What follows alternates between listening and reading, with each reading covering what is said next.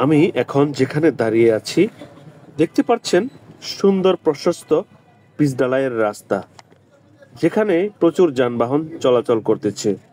মানুষের কর্মস্থলে প্রবেশ এবং কেউ কর্মস্থল থেকে বাড়ি ফিরছেন। আকাশের দিকে তাকিয়ে মনে হলো বিশাল আকাশ খুঁটিবিহীন ছাদ হয়ে আছে, তার মধ্যে উজ্জ্বল নক্ষত্র, সূর্য এবং অসংখ্য তারকারাজি, চন্দ্র। এসব কি এমনিতেই সৃষ্টি হয়েছে? না, এত পরিপাটি শৃঙ্খলিত কখনোই এমনিতে হতে পারে না। এগুলো এক মহাশক্তিশালী স্রষ্টার সৃষ্টি।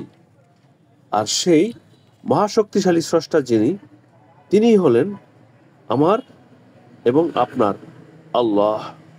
সুবহানাল্লাহি ওয়া বিহামদিহি, সুবহানাল্লাহিল আজিম, আস্তাগফিরুল্লাহ ওয়া আতুবু ইলাইহি, লা হাওলা ওয়ালা কুওয়াতা ইল্লা বিল্লাহিল আলিয়িল আজিম। প্রিয় বন্ধুগণ, আল্লাহ ছাড়া আমাদের আপন বলতে সত্যিকার অর্থে কেউ নেই। আমরা যতই কষ্টে পড়ি না কেন, আমাদের মনের কথাগুলো একমাত্র আল্লাহ তাআলাকে বলা উচিত। তিনি আমাদের সব কথা শোনেন, আমাদের আমাদের সবকিছুই তিনি দেখেন।